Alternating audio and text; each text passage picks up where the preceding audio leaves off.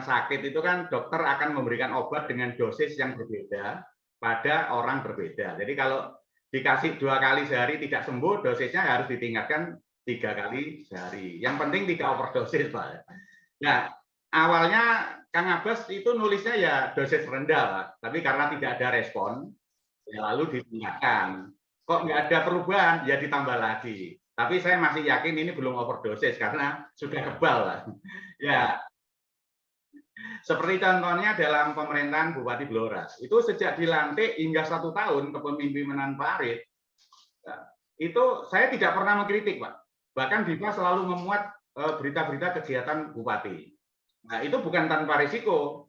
Jadi selama itu pula banyak pembaca yang protes melalui WA dan email, mempertanyakan, Diva kok hanya muat yang bagus-bagus saja, kenapa tidak pernah mengungkap soal bagi-bagi proyek, soal jual beli jabatan, hingga persoalan rekrutmen perades.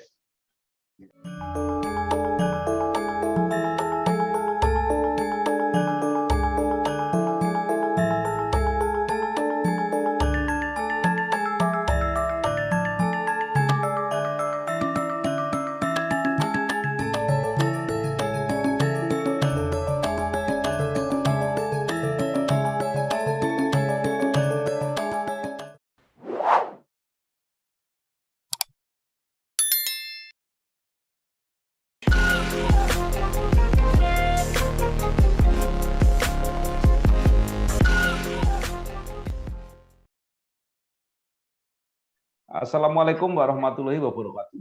Waalaikumsalam warahmatullahi wabarakatuh. Bersama saya Bambang Sadono di kanal Inspirasi Jawa Tengah. Mudah-mudahan kanal ini selalu bisa memberi inspirasi, motivasi, dan edukasi. Syukur bisa membantu mencari solusi. Saya sekarang sudah bersama dengan seorang tokoh, ya, tokoh media di Kabupaten Blora, khususnya di Cepu, yaitu Bapak Abbas Adarsono. Beliau pemimpin redaksi, tapi kelihatannya sekaligus pemilik, yaitu koran Diva di Cepu. Apa kabar Pak Abbas? Alhamdulillah Pak, kabar baik Pak Bambang. Iya, terima kasih, sehat-sehat ya. Alhamdulillah ya. Ya, saya dulu cuma mendengar bahwa Pak Abbas pernah bekerja di Jawa Pos, kemudian memilih mendirikan koran Diva sudah cukup lama ketika media cetak masih masih jaya-jayanya pada waktu itu. Nah, tetapi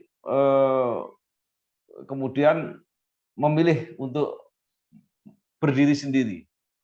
Nah, ini mungkin menarik. Mungkin Pak Abbas bisa cerita, dan kenapa memilih Cepu? Silakan Pak. Oke. Agak panjang ini ceritanya Pak. Ya, dipendek-pendek aja kalau Oke. bisa. Jadi saya ini lebih 10 tahun jadi karyawan di Jawa Pos Surabaya, Pak.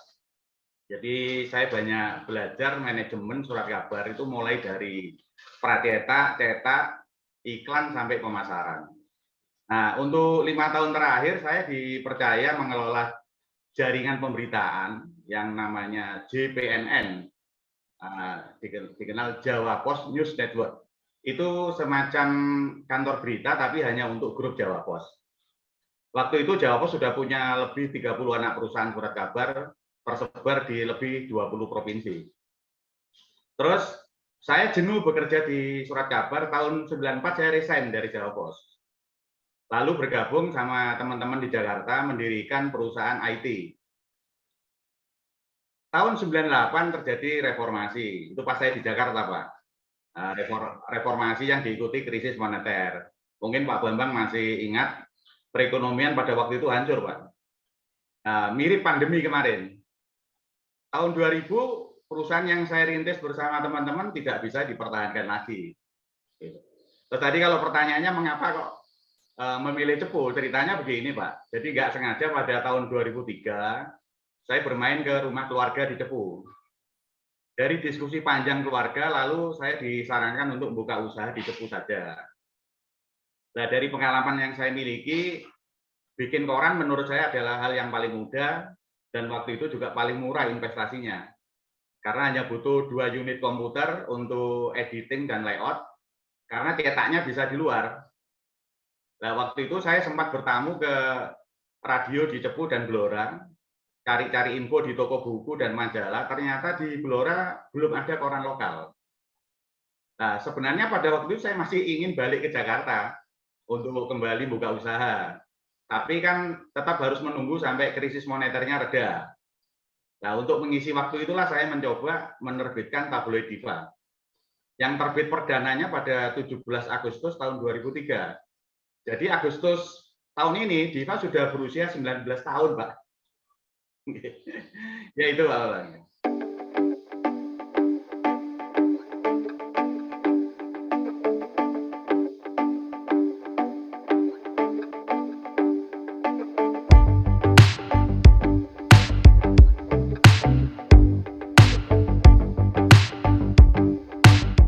Saya Bambang Sadono, saya sudah bersama dengan Bapak Sunardi, Kepala Desa Temengeng, Kecamatan Sambung, Kabupaten Blora.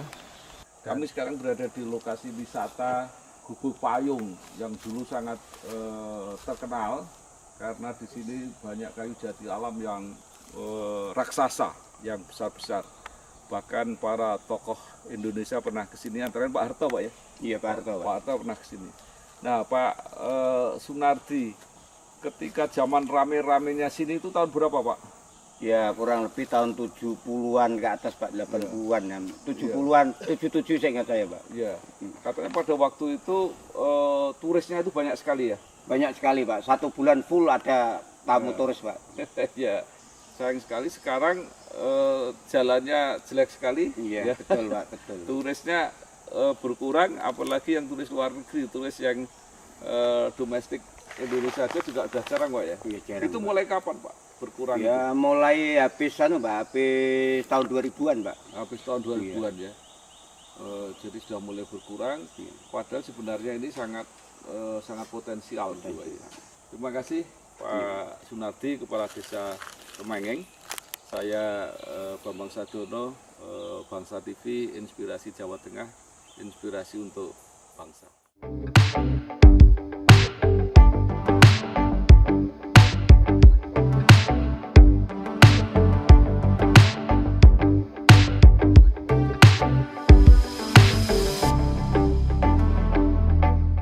Nah, kenapa namanya Diva? Ya, itu Diva ini nama dari seseorang, Pak. Kalau dijelaskan agak panjang, tapi singkatnya keempat huruf ini punya makna itu, Pak. Jadi ya punya makna. Jadi kalau D itu berasal dari huruf Arab dal, maka artinya dalan gitu, Pak. Alif itu ilah, artinya Allah. Pak itu ya paring, A itu Allah, jadi dalannya Allah, paringnya Allah, Pak. Oh, luar biasa. Nah, Pak Abbas, ini yang menarik ya, saya itu mengamati banyak media-media cetak besar, apalagi yang kecil. Ini ketika sudah ada medsos, media digital, itu pada berguguran. Tapi Diva masih terbit cetak. Saya mendapat informasi itu bahwa sampai sekarang masih terbit cetak rutin setiap minggu. Ya. Bagaimana itu mengelolanya? Ya, ini mungkin ada faktor kebetulan dan faktor keberuntungan, Pak. Jadi ketika banyak media cetak gulung tikar akibat menjamurnya media online, Diva beruntung karena pelanggannya yang hilang hanya 30%, Pak. Jadi kita juga kehilangan pelanggan. Gitu. Nah, kenapa yang 70% ini masih loyal? Karena ternyata pelanggan Diva itu mayoritas bukanlah pemakai HP Android, Pak. Jadi pelanggan koran Diva ini mayoritas kepala desa, kepala sekolah, perangkat desa seperti kami tua, bayan gitu, yang usianya sudah tidak muda waktu itu dan masih pakai HP jadul, Pak. Nah, ditambah lagi para pensiunan ini juga pelanggan Diva. Bahkan sekarang ini ada organisasi pensiunan itu teken kontrak berlangganan sama Diva, Pak, untuk pengurus Kabupaten Blora gitu. Nah, kehilangan 30% pelanggan itu memang saya juga sempat memutar otak untuk mencarikan gantinya, Pak. Jadi kita nggak tinggal diam. Lalu kita mencoba untuk ekspansi di luar Blora. Nah, kita akhirnya merambah ke Rembang, Pati, Jepara, Kudus dengan sasaran yang mirip dengan di Blora, yaitu sasarannya kepala desa dan perangkat desa. Yang memang mereka masih menggunakan SMS, Pak, belum pakai WA. Nah, hasilnya luar biasa, Pak. Dalam waktu 2 tahun saya ke 3 kota itu, kita malah meningkat tambah 40% pelanggan kita. Nah, terus ini yang menarik lagi, awal Januari kemarin, tahun 22 ini, saya dapat kabar dari teman-teman kalau di Bojonegoro, tetangga dekat kita itu, hampir semua penerbitan cetak lokal itu gulung tikar. Nah, maka ini saya buat kesempatan, Pak. Saya buat kesempatan, jadi saya langsung ekspansi ke Bojonegoro, bentuk tim pemasaran, bahkan saya buka kantor biro di Bojonegoro. Hasilnya ini dalam waktu 6 bulan, ini perangkat desa di 8 kecamatan sudah berlangganan koran Diva, Pak. Nah, gitu, Pak. Nah, apakah ya ini mungkin sementara bagus? Apakah ini tidak berbahaya karena kecenderungan generasi makin muda ini makin tidak begitu akrab dengan media cetak. Kalau itu nanti yang tadi pensiunan tua perangkat habis gimana? Ya, itu sudah kami antisipasi, Pak. Jadi Diva ini juga sudah punya online. Jadi www.korandiva.co. Jadi artinya kami juga sudah menyiapkan bahwa kebutuhan pasar nanti juga online. Tetapi saya masih yakin bahwa koran cetak atau kertas ini tetap dibutuhkan, asal kita punya diferensiasi, Pak. Diferensiasi isi ya, artinya materi kita jangan sama dengan online. Kalau kita sama, ya orang milih online-nya, ya, Pak. Nah, maka ini yang nanti saya harapkan bahwa tulisan-tulisan yang berbeda nanti tetap akan dicari di media yang dicetak tadi, Pak. Ya, nah menarik ini konsep Pak Abbas ini. Nah, seperti lazimnya ya bisnis media itu selain pendapatan dari distribusi, bahkan kadang-kadang distribusi itu persentase yang kecil, tapi penghasilan yang banyak adalah dari iklan. Nah, bagaimana pengelolaan iklan di Diva? Ya, jadi karena konsep Diva ini kan koran lokal. Jadi sejak awal saya menerbitkan Diva itu tidak pernah bermimpi untuk mendapatkan iklan dari Jakarta, seperti iklan otomotif, kosmetik, atau consumer good ya. Nah, Diva ini fokusnya menggarap iklan lokal seperti home industry, koperasi, resto, kafe yang decision maker-nya di sini, Pak. Nah, kuncinya ya harus kita membangun relasi dengan decision maker, yaitu dengan cara sering bertemu, lalu kita ajari konsep pemasaran. Jadi kita seolah-olah menjadi trainernya mereka. Ilmu pemasaran kita ajarkan. Nah, itu kebetulan saya dulu pernah mengikuti seminar pemasaran Pak Hermawan Kartajaya waktu itu. Saya dapat teori 4P, Pak. 4P itu kan ya dulunya 3P terus jadi 4P, sekarang mungkin jadi 7P. Nah, ini saya cerita 4P saja. Di antaranya adalah produk, pricing, people, dan promotion. Nah, maka saya jelaskan pada para owner usaha-usaha lokal tadi, Pak. Kalau produknya udah bagus, harganya murah, pelayanan istimewa, tapi kalau tidak dipromosikan ya konsumen tidak akan kenal. Nah, kalau sasaran marketnya juga hanya masyarakat Blora, maka promosi yang paling efektif ya di koran Diva. Kayak itu cara saya menyampaikan. Ini saya mendidik pasar, Pak, ini. Iya. Hasilnya bagus. Ya, alhamdulillah bisa bertahan sampai hari ini. Ya, tidak sekedar bertahan ya, kami juga berkembang. Ya, oke. Nah, sebagai koran lokal itu kan biasanya sangat dekat berrelasi, berhubungan dengan pemerintah daerah biasanya. Ya. Seberapa jauh koran Diva ini mendapat dukungan lah, artinya apakah langganan atau iklan dari pemerintah daerah? Oh ya, Pak. Jadi karena segmen pelanggan tadi saya sebutkan itu kebanyakan adalah kepala desa, kepala sekolah atau ASN, maka kedekatan kami dengan pemerintah daerah adalah wajib, Pak. Jadi saya setiap pergantian pemimpin pun saya selalu merapat kepada beliau-beliau. Jadi mulai pencalonan sampai pelantikan sampai berjalannya pemerintahan kami juga merapat. Jadi selain sebagai narasumber kan pemerintah daerah dan OPD-nya itu kan juga pelanggan koran. Jadi hampir seluruh dinas itu berlangganan Diva, Pak. Termasuk dalam hal pemasangan iklan. Gitu. Nah, setiap edisi penerbitan Diva itu Kabupaten Blora selalu mendapat porsi pemberitaan lebih besar dibanding kabupaten lain. Karena jumlah pelanggan Diva 70%-nya ada di Blora. Jika kegiatan desa itu sering mewarnai halaman-halaman Diva, itu dimaksudkan agar dibaca oleh jajaran Pemkat atau OPD terkait. Begitu juga warta dari pemerintah, selalu mendapat porsi besar di Diva agar bisa sampai ke bawah.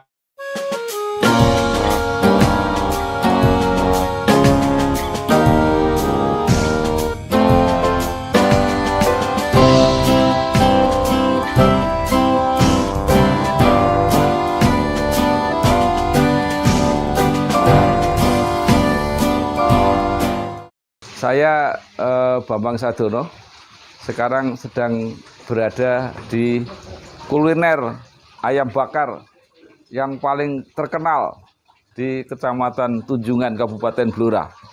Ini namanya Bu Jami. Kulinernya adalah ayam bakar dan ayam goreng, Ibu. Ini luar biasa, pokoknya paling top, markotop di sini. Jadi kalau kita mau wisata ke Waduk Greneng, ini juga salah satu objek wisata yang terkenal di kecamatan ini. Jangan lupa mampir di ayam bakar, ayam goreng Bu Jami. Pokoknya luar biasa, maknyus katanya, betul nggih? Saya kira mari kita coba.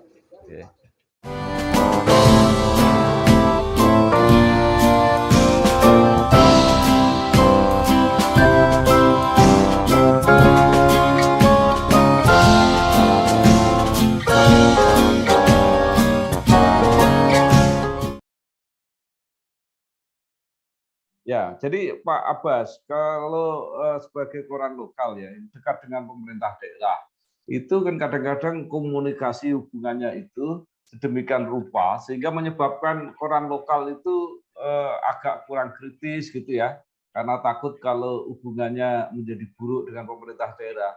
Tapi saya amati Diva ini kan unik sekali gitu ya, kritik-kritiknya keras gitu ya, apalagi kolom-kolomnya Pak Abbas ini, itu gimana, mengganggu nggak hubungan dengan pemerintah daerah? Ya, jangan lupa Pak Bambang, karena Pak Bambang ini juga orang pers.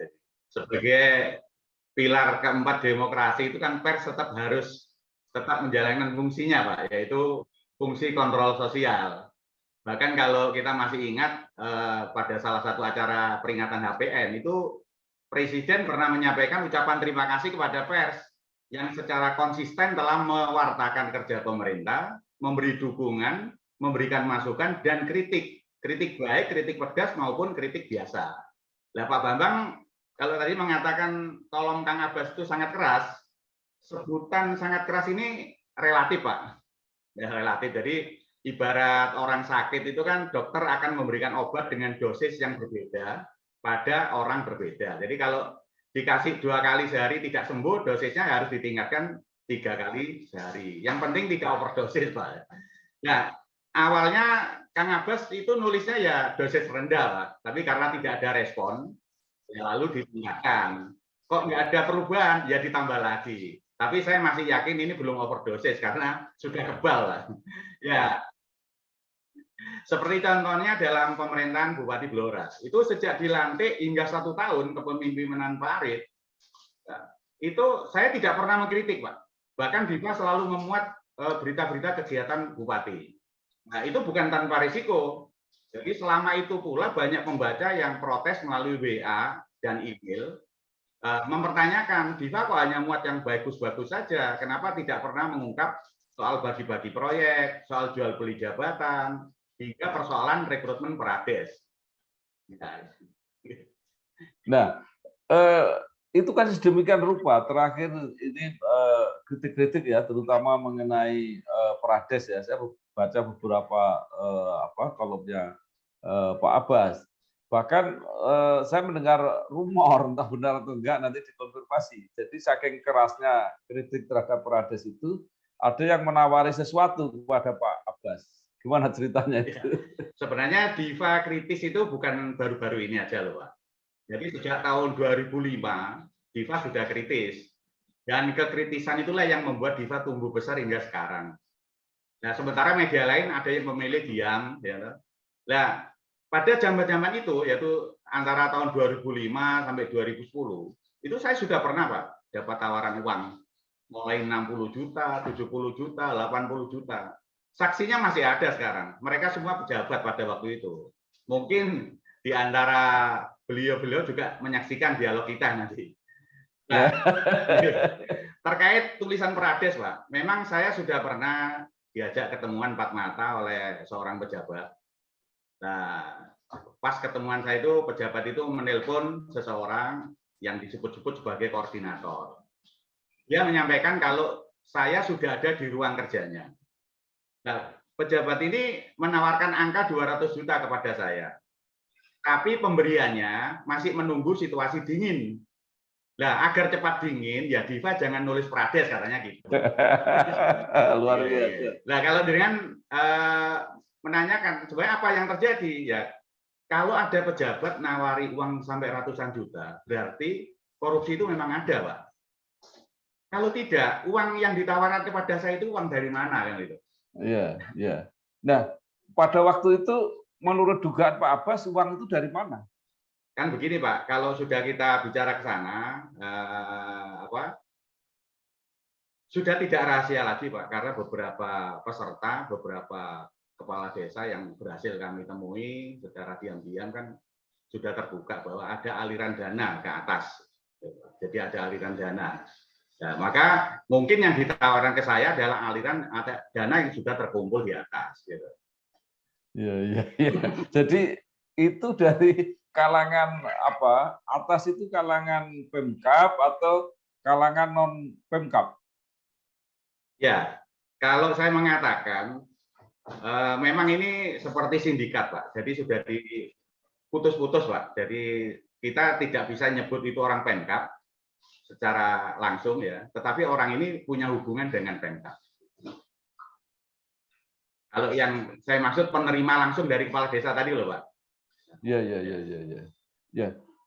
Jadi ini makin menarik. Tadi dikatakan bahwa Diva itu pelanggannya sebagian besar adalah perangkat desa, kepala desa dan sebagainya. Apakah mereka nggak keberatan? Atau apakah mereka nggak protes karena Diva gigih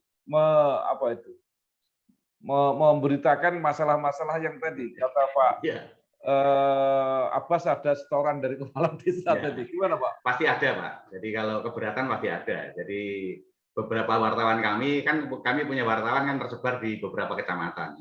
Mereka yang paling dekat dengan kepala desa. Jadi ketika Diva terus fokus menulis Prades, memang di antara kepala desa ada yang komplain dalam arti kok gini terus kan begitu ya. Tapi kan begini Pak, kepala desa ini kalau menurut saya kan terbagi-bagi Pak dalam kasus Prades. Jadi masih ada kepala desa yang bersih sebenarnya Pak. Jadi kepala desa yang bersih ini artinya dia tidak memperoleh apa-apa dalam kasus Prades ini. Tapi bukan berarti dia tidak setor ke atas, dia tetap setor Pak. Gitu ya. Jadi dia tetap ada kewajiban setor untuk satu formasi itu. Nah, memang ada kepala desa yang betul-betul bermain. Jadi selain setor ke atas, dia juga membebankan nilai tambah kepada calon. Gitu. Nah, ini yang memang pemain ya. Nah, ini ada beda-beda dari kelompok kami bisa nemui di antara mereka, perwakilan-perwakilan mereka bisa ngobrol bareng dari hati ke hati.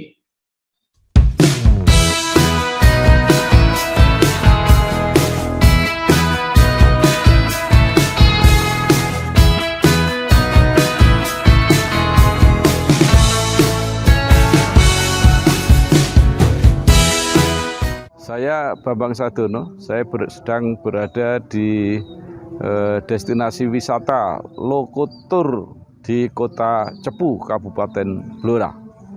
Wisata ini dengan kekhususan pengunjung bisa mencoba naik kereta kuno, baik yang paket sendirian maupun paket bersama-sama. Ya, ada paket yang harganya murah 20.000 tapi minimal untuk 15 orang. Tapi ada juga paket yang bisa sendiri, berapapun penumpangnya per kilometer 60.000. Bisa lihat lokasi perhutani, terutama yang dulu dipakai tempat-tempat untuk penampungan kayu jati, ya, sekitar 10 menit, 20 menit dengan pemandangan yang luar biasa dengan background hutan jati. Selamat berkunjung ke Lokotur di Kota Cepu. Saya Bambang Sadono, Bangsa TV, inspirasi Jawa Tengah dan inspirasi untuk bangsa.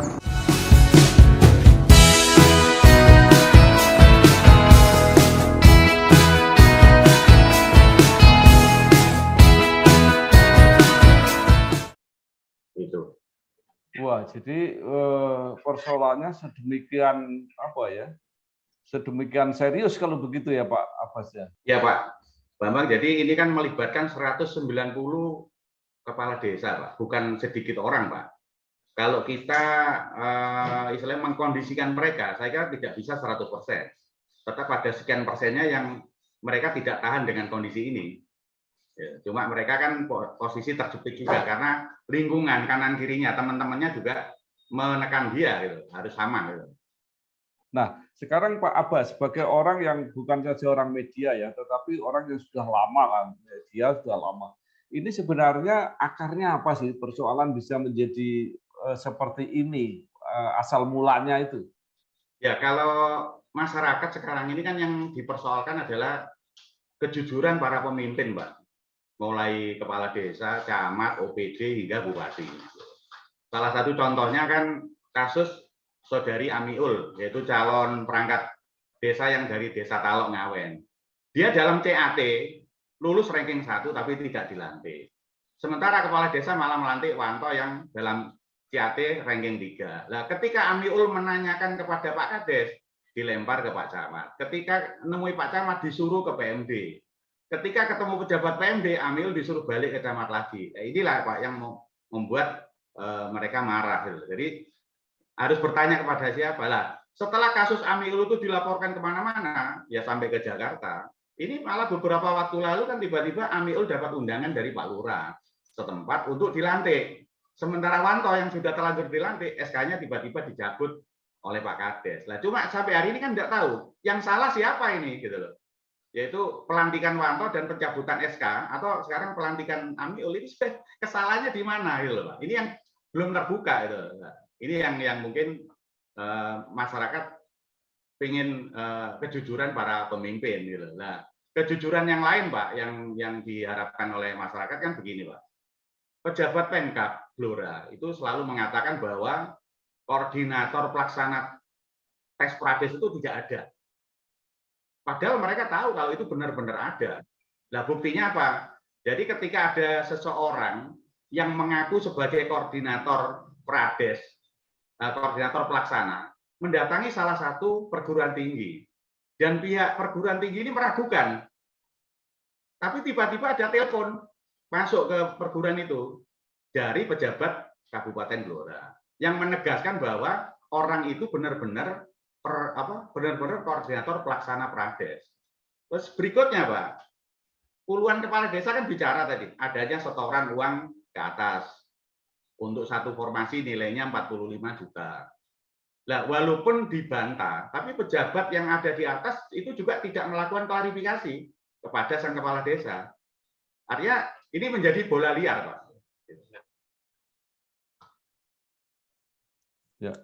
Ya, baik. Nah, sekarang situasi sudah menjadi begini ya. Mereka protes terus, demo kemana-mana.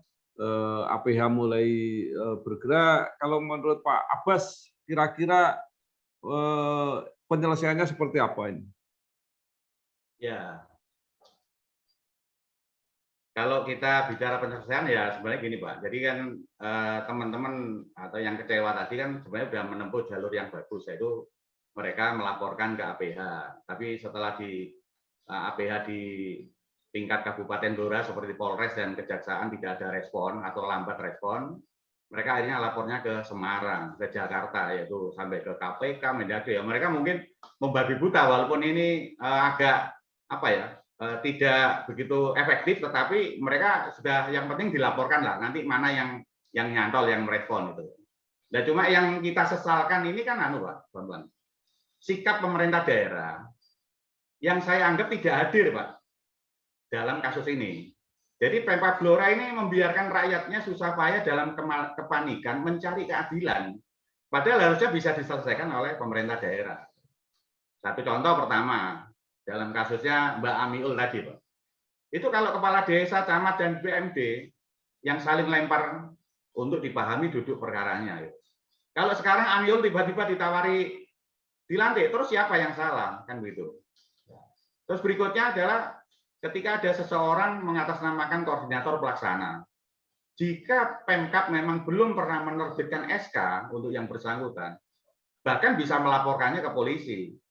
Nah, begitu juga ketika ada kepala desa yang mengatakan ada setoran ke atas tadi. Sebagai pejabat paling atas, harusnya langsung manggil Kades untuk menanyakan apa yang dimaksud setor ke atas, itu kepada siapa. Nah, jadi apa ya, kesimpulan sementara orang mendengar lalu lintas itu tadi ya, jual beli itu tadi, tetapi tidak ada sikap yang jelas ya.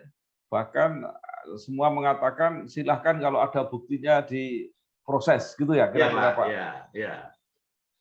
Nah ini khusus untuk Pak, untuk aparat penegak hukum ya, area APH. Karena saya ingat Pak Bambang dulu kan menjabat anggota DPR RI kalau nggak salah kan Komisi 3 Pak ya, membidangi hukum dan kepolisian Pak ya. Nah, saya kira Pak Bambang mencermati yang terjadi di Blora sudah bisa menyimpulkan sendiri Pak. Contohnya, bulan Maret itu laporan yang masuk ke Polres Blora itu ada 30-an Pak. Tapi baru 2 kasus yang diproses dan sekarang sudah di pengadilan. Terus sejak Maret itu laporan yang masuk ke Kejaksaan Blora itu ada sekitar 15. Itu terkait nepotisme dan jual beli jabatan. Tapi sampai hari ini belum ada satupun yang diproses. Nah, tambah lagi, untuk 2 kasus yang sekarang sudah bergulir di pengadilan, itu pun banyak ditemukan kejanggalan. Mulai dari kepolisian, tersangka pasal 263 yang ancaman hukumnya 6 tahun, ternyata tidak ditahan. Ketika sudah dilimpahkan ke Kejaksaan, terdakwa dengan ancaman 6 tahun ini juga tidak ditahan. Bahkan ketika sudah proses peradilan di pengadilan Blora, setelah sidang terdakwa juga boleh pulang. Nah ini yang menarik, terdakwa dengan ancaman 6 tahun ini juga menjalani sidang peradilan tanpa didampingi penasihat hukum. Dan yang lebih menarik lagi, ya, dalam kasus pemalsuan dokumen di Desa Beganjing dan Desa Nginggil, yang diadili hanya kepala desanya. Kenapa pengguna dokumen palsunya yang sudah dilantik itu tidak diadili? Gitu. Ya. Oke. Baik, saya kira menarik sekali Pak Abbas Adarsono, Ya. Pak Abbas Adarsono, pemimpin redaksi tabloid Diva.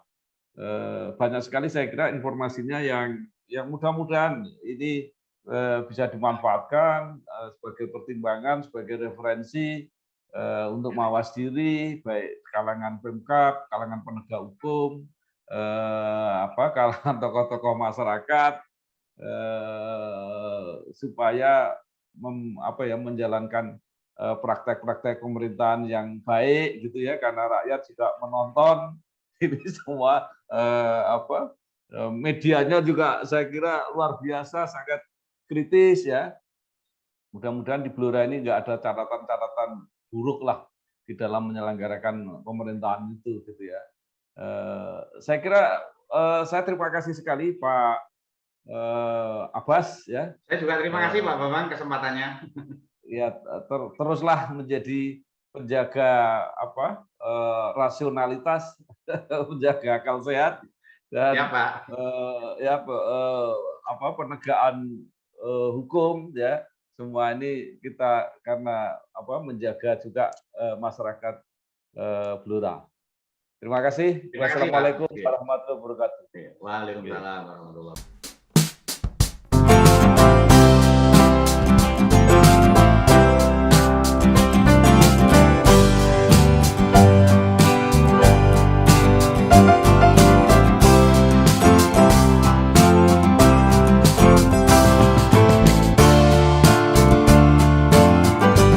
Saya Bambang Sadono.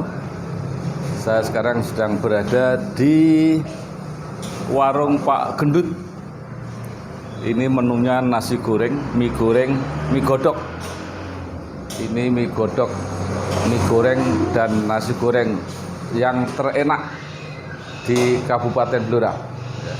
Kalau tidak percaya, silakan coba sendiri.